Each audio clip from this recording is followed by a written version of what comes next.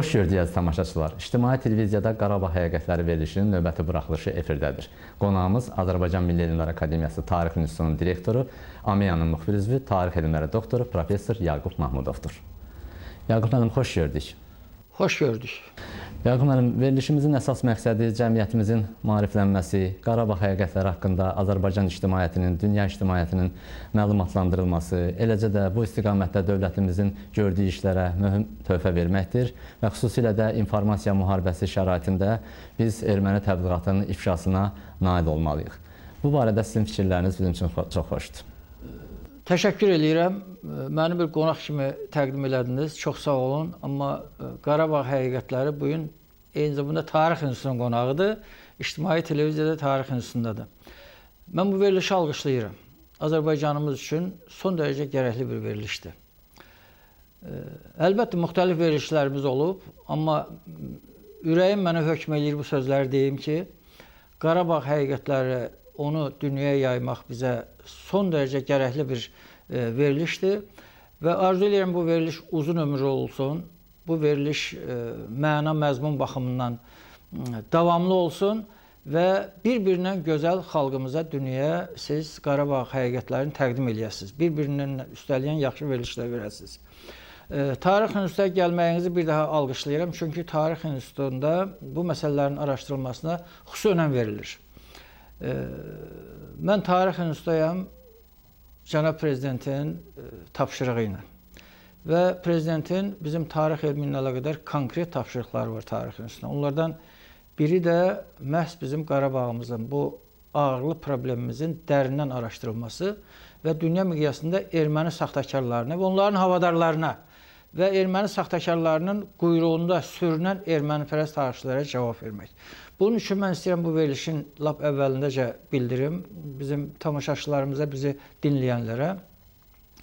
Qarabağ tarixinin burada Tarix İnstitutunda işlənməsi bizim prezidentimizlə birbaşa bağlıdır, onun göstərişi ilə bağlıdır. Əvvəla bizim institutda xüsusi Qarabağ tarix şöbəsi fəaliyyət göstərir, o şöbəni açmış, ona elə Qarabağ tarixini bilən və eyni zamanda kök etibarlı da Qarabağdan olan görkəmli bir alimimiz başçılıq edir. Azərbaycan Xalq Cümhuriyyətinin tarixinə ayrıca şöbəmiz var, çünki bu şöbələr hamısı həmən həqiqətləri üzə çıxarmaqdan ötürü son dərəcə əhəmiyyətlidir. Amma bir məsələni mən bu verilişin əvvəlindəcə bildirmək istəyirəm. Çünki Qarabağın tarixini saxtalaşdırmaqdan ötürü siz bilirsiniz ki, bu son erməni təcavüzündən sonra xüsusilə Xocalı soyqırımı və Qarabağdakı başqa soyqırımların ermənilər həyata keçirindən sonra amansız şəkildə bütün tarixindən fərqli olaraq indi daha amansızcasına bu tarix təhrif olunmağa başladı. Güya bu ərazi əzəldən Azərbaycan torpağıdır və bir-birinin dalınca arsaq kitabları buraxmağa başladılar. Əlbəttə, arsaq da onların öz söz deyil, Sakarı, Ərsak, saklarla bağlıdır. Oranın adı saklarla, Azərbaycan bizim tariximizlə bağlıdır. Amma Cənab Prezident, mən Tarix İnstitutuna fəaliyyət başında şərt qoydu ki, bu tarixə yenidən başlanılmalıdır. Soyqırımların tarixi açılmalıdır. Çünki Ulu Öndər dəfələrlə qeyd eləmişdi ki, Azərbaycanın 19-20-ci əsrlər tarixi yenidən yazılmalıdır. Ulu Öndər nə üçün məsələni belə gündəmə gətirdi və üstündə durdu? Sonralar soyqırımla əlaqədar ayəcənə fərman verdi. Ondan sonra Naxçıvanın 75 illiyinə əlaqədar, deportasiyalarına əlaqədar. Yəni tarixi yenidən yazmaq bu tarixi olduğu kimi. Nə üçün 19-20-ci əsrlər? Çünki 19-cu əsrin əvvəllərində Azərbaycan torpaqları ikiyə bölündü. Ondan sonra Şimali Azərbaycan torpaqlarının dəfələrlə bölüşdürülməsi getdi. Dövlətçilik ənənələrimiz bizim demək olar ki, məhv edildi. Bizim torpaqlarımıza bir erməni dövləti yaradıldı. Yəni bu 19-20-ci əsrləri Ulu Öndər ona görə önə çıxarmışdı. Amma Prezident İlham Əliyev isə bu məsələlərin daha dərindən araşdırılması üçün Tarix İnstitutuna demək olar ki, bütün məsələlərdə sıx əlaqə saxlayır və onun tapşırığı ilə, göstərişi ilə, çağırışlarla biz işləyirik. Yəni, o arsaq tarixini dedim, Cənab Prezident tarixinə göstəriş verdi ki, ermənilər saxta arsaq kitablar buraxırlar. Və bu kitablara da o qədər vəsait qoyulur. Poliqrafik səviyyəsi falan, içi saxtakarlıqdır, içi heç nədir onun. Amma o qədər cəlb edici, ondan sonra son dərəcə vəsait qoyulmuş kitablar buraxırlar və o şərt qoydu ki, Tarix İnstitutunda elə bir Qarabağ tarixi buraxılmalıdır ki, o arsaq kitablarından məzmun öz yerində poliqrafiya baxımından da hamısından ötkün bir kitab olmalıdır və beləliklə bizim ilk işimiz Qarabağın tarixini yaratmaq oldu və Qarabağ, real tarix, faktlar, sənədlər Yəni belə bir kitabı biz cənab prezidentin tarix institutuna və institutun başçısı kimi bana birbaşa tapşırıq oldu ki, Qarabağ tarixi araşdırmalıdır və bütün o erməni saxtakarlıqlarına cavab verən bizim mükəmməl Qarabağımız olmalıdır, tariximiz olmalıdır və Kərim Şükurovla birlikdə biz Qarabağ real tarix, faktlar, sənədlər bu əsəri ortalığa qoyduq və deyim ki, bizim üçün asan oldu, son dərəcə çətin oldu və mən buradan bildirmək istəyirəm Təhsil Nəşriyyatının direktoru Bəhruz Axundov bu işdə çox bizə kömək elədi. Buna vəsait lazım idi, buna yüksək poliqrafiya, xarici ölkələrin əlaqələr. Qərəz bu kitabı biz çıxartdıq. Və mən deyim ki, ermənilərin Qarabağın əlaqədar saxtakarlıqlarının belinin sındırılması bu kitabla başladı. Yəni biz onların Qarabağın əlaqədar, indi ki siz verilişin adını tarixi həqiqətlər qoyubsunuz. Bu həqiqətlərin üzə çıxması, bax bu Qarabağ real tarix, faktlar, sənədlər. Cənab prezidentin birbaşa göstərişi ilə bu kitab Rusçaya tərcümə olundu. Ondan sonra bu kitab İngilis dilinə tərcümə olundu. Bütün o işlərin hamısının başında dayandı və indi deyim ki, bu kitab ərəb dilinə də tərcümə olunub. Mən sizə göstərdiyim ərəb dilində olan variantıdır bu kitabın və Rumun dilində, ondan sonra İtalyan dilində dünyanın bir çox dillərinə bu kitab tərcümə olundu. Və bununla da ermənilərin kim olduqlarını və Qarabağ torpaqlarının kimə məxsus olduğunu biz sübut elədik.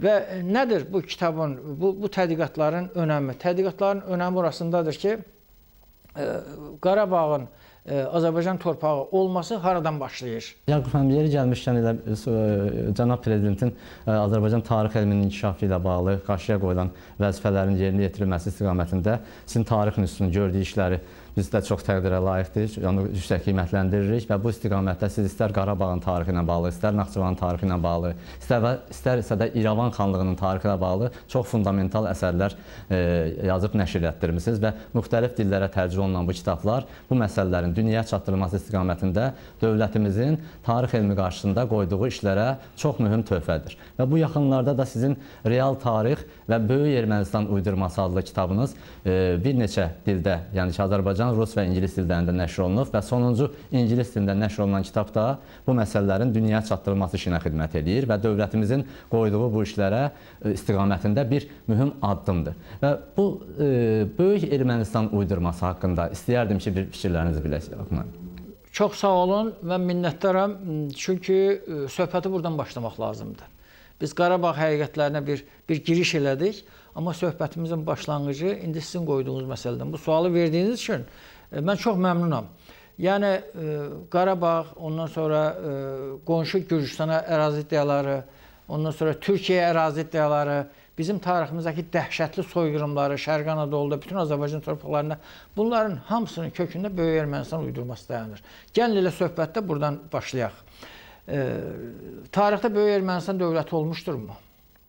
Ermənilərin buna haqqı varmı? Bu qonşu xalqların hamısından ərazi istəməyə. Yəni ermənilər saxta bir tarix yaratmışlar. Bu saxta tarixin yaradılmasının əsas kökləri bizim torpaqlarımızın, mən sonunda buna qayıdacağım, ermənilərə verilərək İrəvan ətrafındakı torpaqların bir erməni dövləti yaradılması. Yəni bu 18-ci ildə yaradılandan sonra dərhal bütün Çar Rusiyasının, sonra Bolşevik Rusiyasının tarixçiləri, ermənilərin havadarları və onların xaricdəki havadarları başladılar sübut eləməyə ki, sən demə, bu Cənubi Qafqazın ən qədim aborigen, qədim mədəniyyət yaradan əhalisi ermənilərmiş. Yəni bunlar 18-ci ildə dövlət yaradıblar. Mən sonda məsələləri bir də qayıdacağım. Və bundan bu saxtalaşdırmalar başlandı. Və bizi də tarixdə həm Moskvada, Sankt-Peterburqda, Leningradda oturan erməni tarixçiləri, xaricdəki erməni tarixçiləri başladılar bizi də yırtıcı ordalar kimi qələmə verməyə ki, biz də sən demə 11-12-ci əsrdə Altaylardan köçüb bura gəlmişik. Buranın ən qədim əhalisi ermənilərdir. Heç bu gün hesablasaq biz 180 ildə ermənilər bu torpaqlara köçər. Yəni Böyük Ermənistan anlayışının uydurulması, reallaşdırılmasına giriş o zamandan başladı. Və deyim ki, Böyük Ermənistan məsələsi birbaşa Osmanlı dövlətinin tarixi ilə əlaqədardır. Osmanlı imperiyasını aradan götürüb xəstə adamı, dünya dövlətləri, Birinci Dünya müharibəsi başlayanda bu imperiyanı aradan götürüb torpaqlarını bölüşdürmək istəyəndə daxildəki qüvvələrdən istifadə elədilər. Çar Rusiyası, ondan sonra Fransa, İngiltərə, Amerika Birləşmiş Ştatları, bunların hamısı Osmanlı İmperiyasını içəridən dağıtmaqdan ötürü erməniləri silahlandırdılar. Xüsusilə Çar Rusiyası və erməniləri öz dövlətinə, vətəndaşı olduğu dövlətə qarşı qaldırdılar. Bax, bununla bağlı Böyük Ermənistan nəzəriyyəsini daha da qabardıb ortaya gətirdilər. Olmuşdur mu tarixdə Böyük Ermənistan? Deməli, cənab prezidentin tapşırıqla yazılıb, bu kitabları siz qeyd elədiniz. Biz onu müxtəlif dillərdə, İngilis dilində də bu günlərdə çap elədik. Onun 200 nüsxəsini Xarici İşlər Nazirliyinə göndərmişik. Dünyaya yaysınlar. Prezident aparatına göndərmişik. Novruz müəllim oradan deməli xaricə yayılmasına köməklik göstərsin. Mahiyyət ondan ibarətdir ki, başdan ayağa Böyük Ermənistan anlayışı uydurmadır. Olmuşdur mu tarixdə Böyük Ermənistan? Biz bu kitabda buna cavab veririk. Öz sözlərimizlə yox. Biz çalışmışıq bunu çox müxtəsər yazaq. Qoy bütün dünya ölkələrində bu oxunsun. Rusca, Azərbaycan dilində və İngilis dilində daha çox tirajdan çap eləmişik. Mahiyyət ondan ibarət. Biz bu kitabda Böyük Ermənistan anlayışına, ermənilərlə əlaqədar bütün ilk mənbələrin yazılarını ortaya qoymuşuq. Herodot nə deyir? Tarixin atası Herodot. Ondan sonra başqa ilk mənbələr, Strabon nə deyir? Yəni onların yazdıqlarını olduğu kimi bu əsərə daxilləmişik. Və erməni tarixçilərinin özləri vaxtla nə deyirdilər? Bunu olduğu kimi daxilləmişik. Rus tarixçilərinin, Sovet tarixçilərinin, yəni bu problemi araşdıranların sözlərini bura qoyub, ondan sonra biz onu başlamışıq şərh eləməyə. Nələr çıxır ortalığa? Ortalığa çıxan ondan ibarətdir ki, ermənilər başdan ayağa dünyanı aldadılar. Amansız saxtakarlığa yol verirlər. Onlar nəinki Cənubi Qafqazın, bizim bu torpaqlarımızın heç Asiya qitəsində aborgen əhalisi deyil. Ermənilərin ilk köyləri gedir Balkan yarımadasına çıxır. Balkan yarımadasında Frigiya dillərində danışan etnoslardan biridir. Və o dalğada da Balkan yarımadasından köçüb Kiçik Asiya sahillərində bir kiçik knyazlıq yaradıblar. Oradan da hərəkət eləyirlər. Xristianlığa, Bizans kilsəsinə bidətçi monofizitliyi qəbul edib, ona müqavimət göstərəndən sonra oradan da sürgün olunub, gəlib Van gölünün ətraflarında məskən salıblar. Yəni, ermənilər Asiya qitəsinin, o cümlədən Türkiyənin, yəni Osmanlı İmperiyasının, o cümlədən bizim torpaqlarımızın aborgen əhalisi deyil. Bu saxtakarlıqdır. Bəs necə oldu? Bunlar Asiya qitəsindən köçəndən sonra həmən bu ərazinin aborgen sahibləri olduğunu sübut eləməkdən ötürü başladılar ermənilərin güya bu torpaqların aborgen əhalisi olduğunu. Başladılar özlərini Urartuya bağlamağa. Sən demə, Urartu dövlətini bunlar yaradıb. O da Moskvadan gəlirdi. Stalinlə gəlirdi ki, Cənubi Qafqazın, Zaqafqaziyanın ən qədim əhalisi ermənilər, bir də Gürcülərdir. Azərbaycanlılar kimdir? Bunlar da Altaylardan, İranlı şəhərlərindən gəlmə. Yəni, bu sistem başladı. Urartu nəzəriyyəsi sonra süquta uğradı ki, ermənilərin bunlarla heç bir əlaqəsi yoxdur. Sonra başladılar Kiçik Asiyanın qədim dövləti Hayasa ilə haylar özlərini. Sübut olundu ki, bunların da əlaqəsi yoxdur. Yəni, sübut olunur ki, tarixin arası Herodot bunlar haqqında məlumat verir ki, bunlar Balkan yarımadasına hərəkət edir. Ən nəhayət, bunlar köçüb gələndə Van gölü sahillərində, Pəhləvi mənbələrində, qədim İran mənbələrində Armina deyilən bir vilayət var. Bunlara heç dəxli yoxdur. Qədim İran etnoslarına aid bir addır. Və köçüb gəldiyi Armina adını götürdülər özlərinə. Və bundan sonra özlərini adlandırdılar Erməni, Armeniya. Bu sözlər hamısı buradan doğdu. Yəni köçüb gəldikdən sonra bu ermənilərin öz adları deyil. Yəni saxtakarlığın başı orasındadır. Ondan sonra başladılar Böyük Ermənistan güya dövlət olub. Böyük Ermənistan heç Tigran Parfiya sərkərdəsi, Tigran heç bunların əsaslandığı Artaksi, Selevki sərkərdəsidir. Artaksini Arteşes elədilər falan. Yəni bütün bunların hamısının iç yüzü açıldı və indiki bu gün elmin səviyyəsi qəbul eləyir ki, bunlar Asiya qitəsinə köçüb gəlmədi.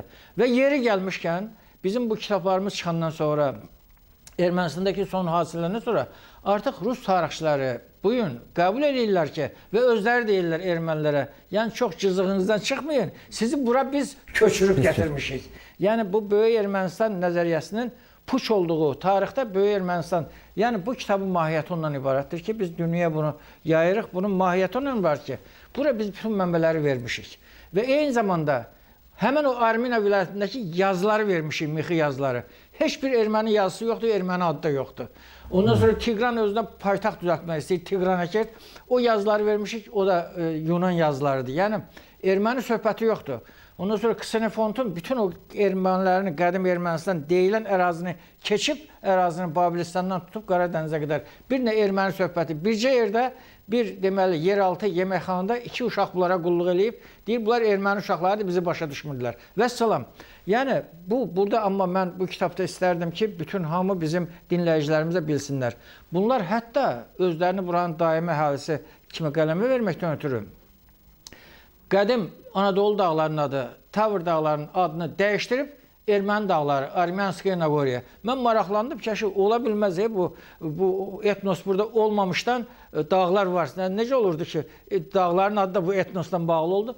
Qurdaladım hamısı. Məlum oldu ki, 19-cu əsrdə həmən Osmanlı İmperiyasını aradan götürmək istəyəndə Avropada bu termini uydurublar. Yəni bu torpaqlar ermənilərə məxsusdur və buranı adlandırıblar Erməni yaylası. Yəni görün, dağların adını da dəyişməyə qədər bu qədər saxtakarlıq. Biz bütün bu yer adlarını araşdırmışıq. Yəni tarixdə Böyük Ermənistan deyilən dövlət yoxdur. Onların kökü Frigiyadır və bütün bu uydurmaların hamısının əsasında o dayanır ki, burada bir xristian həmrəyliyi də var, böyük dövlətlərin maraqları da var. Osmanlı İmperiyasını dağıtmaqdan ötürü erməniləri içərdən silahlandırmaq. Erməniləri heç kəs Böyük Ermənistan yaratmaq istəməyib və Çar Rusiyası da onu heç istəmirdi. Onların sadəcə olaraq istifadə edirlər və tarixin müxtəlif dönəmlərində istifadə edirlər. Ona görə də Böyük Ermənistan nəzəriyyəsinin puşluğunu sübut eləmək bizim üçün son dərəcə gərəklidir. Çünki bütün bu işğallar, bütün bu soyqırımları, bütün bu Cənubi Qafqazdakı mürəkkəb problemlərin hamısının kökündə bax bu saxta nəzəriyyə dayanır. Ona görə də mən çox minnətdaram ki, siz Qarabağ həqiqətlərində bu məsələlərə önəm verirsiniz. Biz gələcəkdə də bu Böyük Ermənistan nəzəriyyəsinin ayrı-ayrı detallarını, puç olduğunu, ondan sonra saxtakarlıq olduğunu xalqa çatdırmalıyıq. Yaqub müəllim, bu köçürülmə məsələsinə toxundunuz. Çar Rusiyasının 19-cu əsrin əvvəllərindən başlayaraq ermənilərin Azərbaycan torpaqlarına köçürülməsi ilə bağlı. Və bu məsələ çox mühüm məsələdir. Çünki Çar Rusiyasının özünün arxiv sənədlərində, yəni ki, həmin dövrdə o köçürülməni həyata keçirən insanların öz dili ilə özləri deyirlər ki, onları bu torpaqlara, yəni ki, erməniləri bu torpaqlara onlar köçürmüşlər. Və bu barədə sizin fikirlərinizi bilmək istəyərdik, bu köçürülmə prosesi ilə bağlı. Biz artıq Böyük Ermənistan sizlə söhbətlərdə əsaslandırdıq ki, bunların köçüb gəldiyi yer Arminadır. Bunun Azərbaycan torpaqlarına dəxli yoxdur və Armeniya da onların vətəni deyil, bu adda oğruyublar, özəlləşdiriblər. İndi bunların Cənubi Qafqaza köçməsi. Bunlar deməli bu köçəri həyatla özlərinə heç yerdə möhkəmlənmiş dövlət yarada bilməyiblər. Və mahiyyət bundan ibarətdir ki, bunların dövlətinin yaradılması üçün müxtəlif həmişə daha güclü qüvvələrə, kimlərə xidmət eləməyiblər? Deməli, bu erməni etnosu Asiya qitəsinə gəlindən sonra əvvəlcə Bizansa xidmət elədi. Sonra biddətçilikdə Bizans bunları sürdü Van gölünə tərəfinə. Bura gəlindən sonra başladılar ərəblərlə dostluq eləməyə Bizansa qarşı və Azərbaycan torpaqlarında qırqaryanlığı yaymaqdan ötürü getdilər ərəb xalq. Yəni hansı qüvvə? Attillanın sarayına gedib çıxdılar. Attillanın sarayına, yəni hardan? Denikinin yanına gedib çıxdılar. Yəni həmişə şərait dəyişəndə, bax görürsünüz ki, perestroika deyilən bu yalançı söhbət Qarbaşovun başlayanda gedib Qarbaşovun qılığına girdilər. Yəni bu torpaq məsələsinə nail olmaqdan ötürü həmişə böyük güc mərkəzlərinə və beləliklə Cənubi Qafqazla bağlı Rusiyanın isti dənizlərə, Hindistana keçib getmək siyasəti qüvvəyə minəndə Rusiyanın Qafqaz müharibələri başlayanda Osmanlı İmperiyasına və Qacarlar İranına və bu zaman təzədən fəallaşma getdi.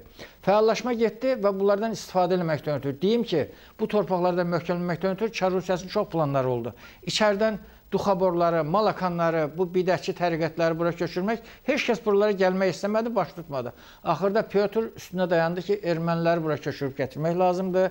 Onlar bizə sığınan xalqdır, biz onlara arxalanmalıyıq. Gətirin onları Xəzər dənizi boyunca Mazandarandan başlayaraq Bakı, Dərbənd, Şirvan, harda könüllüləri harda istəyir, xoşdur, o yerə yerləşdirin. Bu Pyotrla başlayan siyasətdir. Və bu siyasətin həyata keçirilməsi də 19-cu əsrin əvvəlləri. Əvvəla Qacarlar İranı ilə Rusiyanın 1804-12-ci illər 13-cü il Gülüstan müqaviləsi deməli bununla başladı bu iş. Türkiyənin aparılan müharibələr nəticədə 28-ci ildə bu müharibələr sona çatanda Türkmənçay müqaviləsi başlayanda orada çox aydın yazılıb, belə Qarabağ məsələsi də oradadır. Ki bu ermənilərin İran ərazisindən bura köçürülməsinə deməli Rusiya şərt qoydu danışıqlarda. Sonra Ədirnə müqaviləsində də Osmanlı imperiyasına şərt qoydu. Və beləliklə hər iki imperiyanın ərazisindən bizim torpaqlarımıza Rusiya niyə köçürdü bunları bura? Ona görə ki, Hindistana gedib çıxmaqdan ötürü Hind körfəzinə hökmən Qacarlar İranlı və Osmanlı imperiyasını məğlub etmək lazımdır. Buna görə də burada bir istinadgah yaratmaq lazımdır ermənilərə. Və beləliklə Pyotrun göstərişi yerinə yetirilərək Türkmənçay və Ədirnə müqaviləsindən sonra köçürdülər bizim torpaqlarımıza. Qərar bundan ibarət idi ki, əsasən bunları köçürmək Naxçıvan ərazisinə, Naxçıvana köçürülən kimi Naxçıvan cəmaatı qalxdı ayağa, qoymadılar orada qərar tutsunlar. Və bu baxımdan da ermənilər Naxçıvanla əlaqədar irəli sürdüyü iddiaların heç bir əsası yoxdur. Orada qədimdən ermənilər yaşamayıb, uydurmalardı bunlar. Naxçıvan cəmaatı qoymadı. İrəvan xanlığının ərazisindən bir də Qarabağa köçürülməsi məsələsi. Yəni bu iki yerə köçürmək ki, gələcəkdə bunlardan istifadə edib, hər iki imperiyanı məğlub edib, Rusiya keçsin bu Hind okeanına çıxış yolu. Bunların köçürülməsi bundandır. Minlərlə sənəd gətirmişik. Bax biz Hindistandan, Dehlidən başlayaraq Moskva, Sankt-Peterburg, Paris, London, Dehlini mən dedim, ondan sonra İstanbul, Ankara, bütün bu ölkələrin hamısından minlərlə sənəd gətirmişik və Rusiyada da bunu, Rusiya tarixçiləri çox yaxşı bilirlər. Amma bilməzliyə vururlar, indi yavaş-yavaş onlar da elan eləməyə məcbur olublar bu son hadisələrlə bağlı. Yəni bütün bu sənədlərin hamısı bunların köçdüyünü sübut edir. Amma ən maraqlı cəhət bundan ibarət. Üçünü mən burada demək istəyirəm. Bir ikisini hökmən demək istəyirəm. Ermənilərin köçüb İrəvan xanlığının ərazisinə köçürülməsi bizim torpaqlarımıza Arazdan keçəndə bu köçün şahidi olan məşhur deməli Rus rəssamı akademik Maşkov ermənilərin köçürülməsi tablo yaradıb. Arxada Ağrı dağı görünür və erməni köçünü göstərib. Yəni minlərlə sənədi qoysaq bir tərəfə, buyurun bu da sənin bir rəsm əsəri, bir tablo. Ondan sonra gələk bizim Qarabağa, Ağdərədə, Marquşeva, Marağa. Bəli. Deməli, bunlar 78-ci ildə abidə qoydular orada. 78-ci ildə 150-liyini qeyd etməyə. Özləri qoydular. Özləri abidanı qoydular. Biz bunların hamısını bu kitablarda vermişik. Həm Qarabağ kitabımızda vermişik, həm Naxçıvanda vermişik, həm deməli bu İrəvan xanlığının tarixində 150-lik abidəsinin bayram altından da 150 il Erməni dilində Marağa 150 sözləri. 150, bəli. 150-lik bayram edirlər ki, bunlar bura köçüb gəlməyinin. Üstündən nə keçdi? 10 il keçdi, 88 dağıtdılar. Biz o abidəni də bütöv dünyaya veririk. Ondan sonra dağıdılanı da veririk. Amma mən istəyirəm ki, tamaşaçılarımız eşitsin. Bunların bura köçürülüb gətirilməyinə Çar Rusiyası imkan yaratdı. Rus ordusunda xidmət edən erməni zabitləri o köçü təşkil edirdilər. Onlar da İran ərazisində abırı başlı mülkləri, malları Türkiyədə köçmək istəmirdilər. Köçmək istəməyəndə hansı keşiş mane olursa ona terror. Yəni terror bunların planlarını həyata keçirməkdə köhnə adətləridir. Və beləliklə cəmaət köçmək istəməyəndə Qazaros Lazaryan, bu Lazarev qardaşları ki var, Moskvada Şərqşünaslıq İnstitutu o kitablarımızı talayıb apardılar oraya. Onların biri Qazaros Lazaryan axır görür ki, bunlar köçmürlər də. Yalvardı ki, ermənilər, xristiyanlar, biz buradan getməmiş Rus qoşunu, təcili surətdə yerinizdən tərpənin, köçmək lazımdır. Heç nə itirməyəcəksiniz, amma əvəzində daimi vətən əldə edəcəksiniz. Bunu Qazaros Lazaryan erməniləri köçürən erməni. Bu sənədlərin hamısını biz İrəvan xanlığının tarixində vermişik. Yəni, bunların köçürülməsi tarixi faktdır. Amma məna nədən ibarətdir? Məna ondan ibarətdir ki, sonraki tarixdə bunu təsdiq elədi. Köçürülüb torpaqlara, Qarabağa gətirdilər, İrəvan xanlığının ərazisinə gətirdilər və gətirilən kimi həmən onları köçürülən Rusiya imperiyası durdu arxasında, sonra Bolşeviklər Rusiyası durdu arxasında bizim qədim dövlətçilik mədəniyyətimizi məhv eləyib, siftə bir İrəvan quberniyası, nə bilim, İrəvan qəzası falan belə yarada axırda Birinci Dünya müharibəsinin gedişini də öyle. Yəni bunların Azərbaycan torpaqlarının köçürülməsi 180 illik bunların bura köçürülməsinin tarixi var. Biz bunları kitabda vermişik. Amma bayaq o Böyük Ermənistanla bağlı bu yerdə mən bir həqiqət demək istəyirəm ki, yalan söhbətdir ki, bunlar dinc əhali falan, elə söhbət yoxdur. Bugün bütün Cənubi Qafqazda olan Qafqaz regionu gərginliklər hamısı ermənilərin bura köçürülməsindən başladı. Ondan qabaq bizim tariximizdə, bütün bu regionun tarixində bu cür dəhşətli qarşıdurmalar yox idi. Bunların gəlməyi ilə başladı. Dərhal gələn kimi başladılar, deməli, Birinci Dünya müharibəsinin gedişində Şərqi Anadoluda soyqırımı. Şərqi Anadolu keçmiş qədim Azərbaycan türkləridir. Qırdılar, keçdilər Urmiya, keçdilər oradan Qarabağa, Zəngəzuru təxti-viran elədilər. Yəni İrəvan bölgəsini təxti-viran, Qarabağı Andranika da, Şaumyan da burada hakimiyyəti ələ keçirdi. Şaumyan da Lenin dekreti ilə təyin olmuşdu. Erməni dövləti yaratmaqdan ötürü fövqəladə hüquq verilmişdi Şərqi Anadoluda. Bütün Qafqaz işləri də ona tapşırılmışdı. Şaumyan da sənədlərini tapdıq ki, məlum oldu ki, Şaumyan deməli 1909-cu ildən Daşnak Partiyası Bakı Komitəsinin üzvüdür. Rəhbərlərindən biridir. Yalançı bolşevik bunlar. Və ətrafına kimləri topladı? Heç nə bolşevizmlə, nə sosial-demokrat hərəkatının əlaqəsi olmayan ancaq adam öldürmək qatilləri. Şaumyan bunları topladı başına və o böyük Ermənistanın qırğınlar, qiyamətlər başladı. Ona görə də bax biz burada bu qırğınların bütün səhifələrinə Ayəcənə kitab, Cənab Prezidentin göstərişi ilə, bütün bu kitabların hamısı Cənab Prezidentin tapşırığı və çağırışı ilə. Bakıda 18-ci mart soyqırımı, ondan sonra İrəvan quberniyasında soyqırımı, bunların hər birini ayrı-ayrı araşdırırıq. Şamaxı qəzasında soyqırımı, Ayəcənə soyqırımı, ancaq faktlar, ancaq sənədlər, ancaq illüstrasiya materialı. Quba qəzasında soyqırımı, Qarabağ regionunda soyqırımı, görün. Kitaba baxın, bütün sənədlər. Türk müsəlman əhalisinə qarşı İngilis mənbələrində soyqırımı, İngilis mənbələrində soyqırımı. Xüsusi biz bunu işlətmişik. Şərqi Anadoluda soyqırımı. İndi dərd odur ki, bizim içərimizdə də elə qüvvələr var ki, mən buna məşlə deməkdən çətin bilmirəm. Zatı qırıq, ondan sonra dönük və qanı qarışıq elə qüvvələr var ki, bizə müqavimət Cənab Prezidentin göstərişi ilə bütün bu sənədlər ortalığa gələndən sonra Bakının mərkəzindən bu 26 Daşnak abidəsinin, Bolşevik Daşnak abidəsinin şəhər qəbristanının köçürülməsi. Mən orada 5 gün onun köçürülməsi prosesində iştirak elədim. Ancaq 23 cəsədin qalığı çıxdı. Yaşa görə də Şaumyan oradan çıxmadı. Başladılar ki, Şaumyan oradadır. Moskvaya məlumat verdilər. Hər yerə bizim tarixin üstünə tökülmək. Töküləndən sonra biz onun Daşnak olduğunu sübut elədik. Töküləndən sonra sənəd ortalığa qoyduq ki, 26'lar güllələndən sonra 10 gün Şaumyanla Mikayan bir kamerada ikisi yatıb və gündəlik olaraq quru yemək verilib, ondan sonra 2 manat yarımda pul verilib. 26'lar güllələrindən sonra. Sonra onun birisini İngiliz kəşfiyyatı Hindistana, o birisi də getdi Bolşeviklərin rəhbərlərindən biri Anastas Mikayan.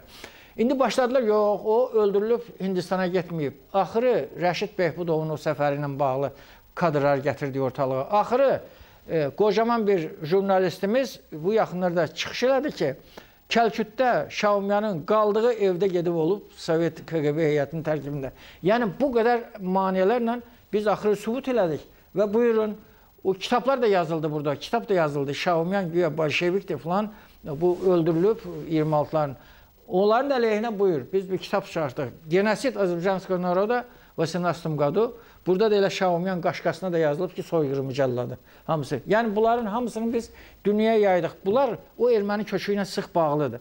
Ona görə də soyqırımlarının bütün tarixini incəliyinlə biz işləməyə qarşımıza məqsəd qoymuşuq. Hələ bu harasıdır? Tədqiqatlar davam eləyir və mən arzu edirəm ki, siz gələcəkdə bu məsələlərlə maraqlanasınız. Tarixin üstündə yeni tədqiqatları da bu verilişdə verəsiniz. Çox sağ olun Yakup müəllim. Bu sonuncu Cənab Prezidentin bizim tarix elminin qarşısında, tarix institutunun qarşısında qoyduğu bir vəzifə də var idi ki, indiki Ermənistan ərazisi, tarixən yəni İrəvan xanlığının ərazisinə ki, erməniləri köçürdülər və ondan sonra orada bir qondarma dövlət yaratdılar və bugünkü tarixi Azərbaycan torpaqlarında onlar bütün yer adlarını, toponimlərin hamısını dəyişdirdilər və indi də bu günləri həmin o Ermənistan deyilən bir dövlətdə cinayətkar bir rejimin başında duranlar Azərbaycana qarşı ərazi iddiaları irəli sürdülər. Və Cənab Prezident də bu məsələni qoydu ki, biz bütün tarixi Azərbaycan torpaqlarına qayıtmalıyıq. Bu çox ciddi məsələdir, çünki İrəvan xanlığının ərazisi də tarixi Azərbaycan torpaqlarıdır. Yaşadığımız dünyanın böyük dövlətlər tərəfindən ayaq altına sallanıb, tapdanılan bir dırnaqarası həqiqətdə bundan ibarət ki, bu dünyada ədalət, beynəlxalq hüquq yox, güc hökmranlıq eləyir. Bu gücün diktəsi də bir qrup, biz onu həmişə deyirik. Buyurun, özü etiraf eləyib ki, Azərbaycanlılar güman edirdilər ki, biz dinç əhaliyə əl qaldırmarıq. Xocalı soyqırımını həyata keçirən Serj Sarkisyan kimi bir diktator, faşist elan edir və onu etiraf eləyir. Amma dünya onunla maraqlanmır. Dünya Leyla Yunus'la maraqlanır. Yəni bu baxımdan biz bu məsələləri daha dərindən, Cənab Prezident bu məsələdə son dərəcə ardıcıldır və tarix institutunun qarşısına yeni, əlbəttə bu vəzifələr çox ağır vəzifələrdir, amma biz şərəflə onun yerinə yetiririk. Onun mühüm tapşırıqlarından biri İrəvan xanlığının tarixinin yazılması oldu. Biz cənab prezidentin tapşırığı ilə İrəvan xanlığının tarixini yazdıq və böyük kollektiv və bu İrəvan xanlığının tarixi, Qarabağın tarixi, Naxçıvanın tarixi silsilə əsərlərə görə tarix institutundan birdən deməli 13 nəfərə dövlət mükafatı verildi. Nə üçün? Məna bundan ibarətdir ki, biz bu silsilə əsərlərlə sübut elədik ki, tarixdə burada o deyilən qədim aborigen erməni əhalisi nəinki olmayıb, erməni dövləti 1918-ci mayın 29-da yaradılıb. Və bu məsələlər də sənədlərin hamısını biz ortalığa qoyduq. 9000 kvadrat kilometr Osmanlı Türkiyəsinin təkidi ilə Azərbaycan Xalq Cümhuriyyəti bu torpaqları Türkiyənin təklifi ilə verdi, deməli, ermənilərə paytaxt olsun. Ermənilər istəyirdilər müharibənin gedişində birinci böyük bir dövlət yaratsınlar. O alınmazdı, bayaq da mən dedim, heç kəs onlara böyük dövlət yaratmazdı. Və bunlar istəyirdilər Qars bunların paytaxtı olsun, Van bunların paytaxtı olsun, Gümrü bunların paytaxtı olsun. Amma Osmanlı İmperiyasında tərkibində elə qüvvələr vardı ki, onlar da öz dövlətlərinə xəyanət edirdilər. Məsələn, onlardan birisi Qafqaz ordusunun komandanı Vehib Paşa idi. Kökü Albaniyaya, Arnavutluğa gedib çıxırdı. Digəri, deməli, Xəlil bəy Məntəşə idi. O da kök etibarilə qeyri-etnoslara gedib. Bunların ikisi durdular ki, biz elə eləyək ki, bu erməni məsələsinin üzülüşməkdən ötürü, yəni Türk ərazisindən bunları təmizləmək üçün tutduğumuz ərazilərdə bura dövlət yaradılmasına razılıq verək. Qəbri nurla da olsun. Ənvər Paşa isə deyirdi ki, ermənilərə nəinki torpaq vermək, Şivanı kökündən təmizləmək lazımdır. Və Xəlil bəy də bunu deyirdi. Amma bu iki Qafqaz ordusunun komandanı, bir də həmən Xəlil bəy Məntəşə, Ədliyyə naziri. Bunlar üstə durdular və bizim Cümhuriyyət xadimlərinə də təzyiq göstərdilər və tutduqları bizim torpağımızdan İrəvan şəhərinə güzəştə getdilər, ermənilərə dövlət olsun. Bütün o danışıqları izləmişik, yazışmaların hamısı bizim əlimizdədir və bu çox səhv bir addımdır. Bizim prezidentimiz də elan elədi onu, bütün çıxışlarını deyir və tarix institutu beləsə bilir ki, prezident tarix elmini dərindən bildiyi üçün məsələnin üstündə möhkəm dayanıb. Həqiqətən də belədir. Bu torpaqlar verilməməli idi ermənilərə. Ən azı bəyanat verilməlidir ki, bizə gücümüz olmadığı üçün beynəlxalq qüvvələrin təzyiqi ilə biz onlara varislik hüququnu, ermənilərə verilən torpağın varislik hüququnu saxlayaq. Ona görə də mən cənab prezidentə müraciət elədim. Və dalınca kitab da buraxdıq burada. Biz ayrıca bir kitab. Azərbaycan xalqının İrəvan və ətrafındakı torpaqlara varislik hüququ bərpa olmalıdır. Şərtlə verilmişdi. Mən məsələni belə qoyuram. Şərtlə verilmişdi ki, bizə qarşı bu qırğınlar, soyqırımlar dayandırılsın. Şaumyanın qoşunları geri çəkilsin. Azərbaycan torpaqlarının hər yerində soyqırımda. Bir də Qarabağa, Azərbaycana ərazi iddiaları eləməsinlər və verilən o 9000 kvadrat kilometr ərazidə isə bizim cəmaatımız öz dininə ibadət eləsin. Bizim cəmaatımızın orta məktəbləri olsun, ali məktəblər açılsın ermənilərin hesabına. Bütün bu şərtlərin hamısını pozdular və verilən səhərsi günü soyqırımlarına başladılar.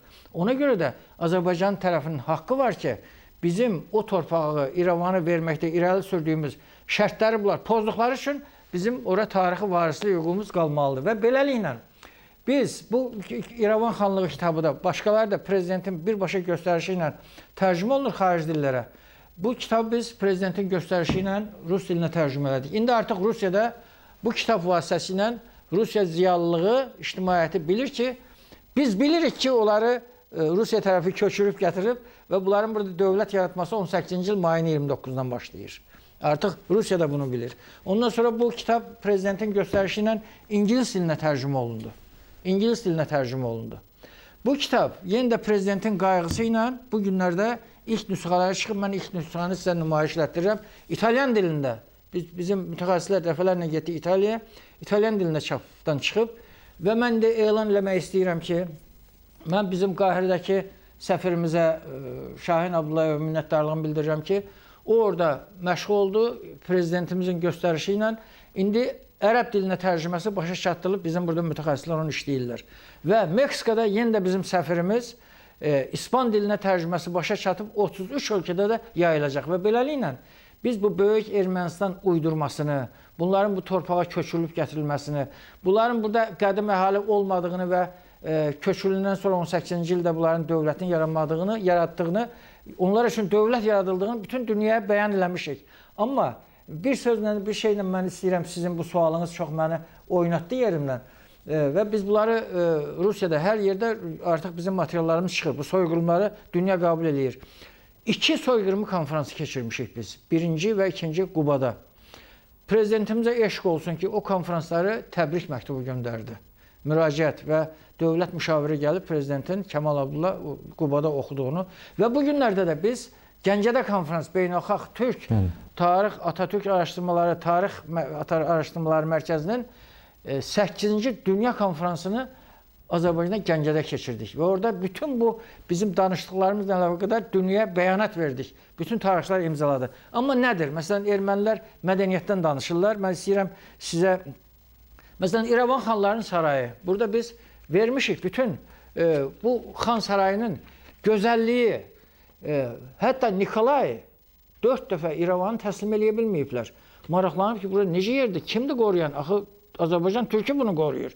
Erməni isə Rusiya kömək eləyir bunu almaqdan ötürü. Çar Rusiyası. Nikolay gəlib burada yatıb xan sarayında.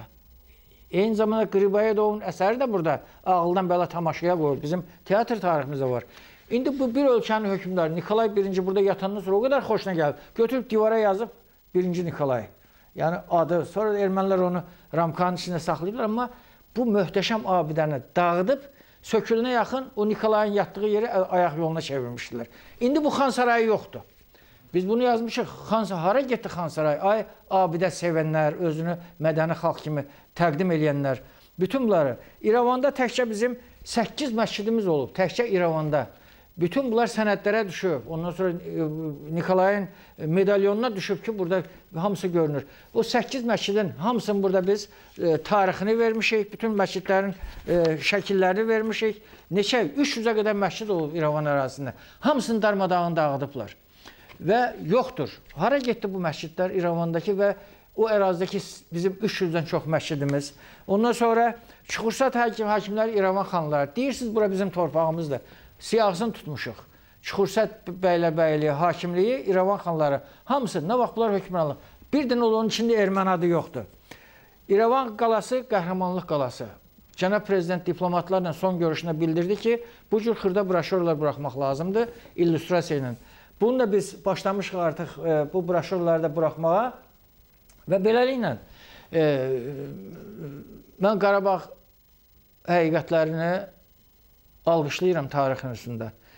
Burada görülən işləri bizə ayrılan bu yarım saat ərzində əhatə eləmək demək olar ki, qeyri-mümkündür. Mən sizə dedim, gəlsəniz bir dəfə soyqırımlarını, başdan ayağa sizə sənədlərlə, biz onu hazırlayırıq indi, çap elətdirəcəyik. Gəlsəniz bura Cumhuriyyət dövrü, bu torpaqlar necə oldu, verildi. Bütün bu məsələləri.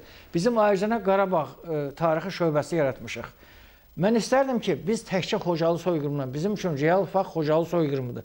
Bu, tarix etibarıyla dünən baş verən isti bizim yaramızdır. Amma təkcə Xocalıda olub soyqırımı.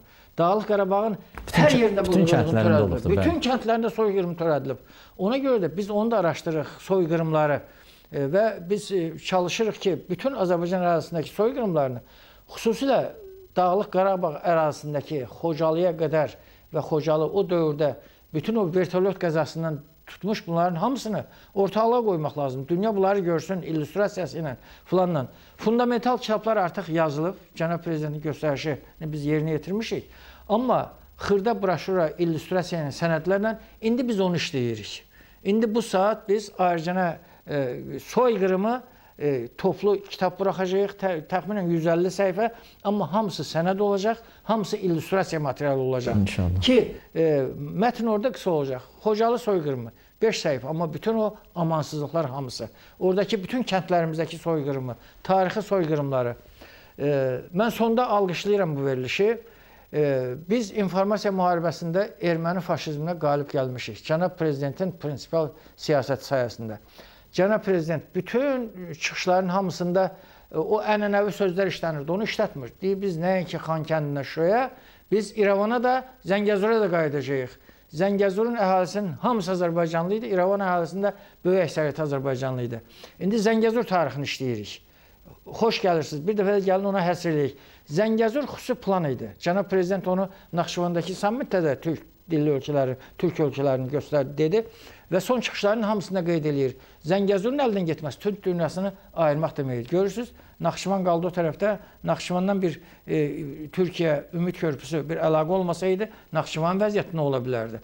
Yəni, Zəngəzur məsələsi erməni faşizminin siyasətində həm bu erməni daşnaqlara bir nəfəs borusudur, İrana yol saxlamaqla, beynəlxalq aləmə çıxmaq üçün, həm də türk dünyasını parçalamaqdan ötürü yeridilən qlobal siyasətdir. Ona görə də biz o torpaqlarımıza qayıdacağıq. Bax, bu əsərlərin mahiyyəti ondan ibarət ki, biz o torpaqlarımıza qayıdacağıq.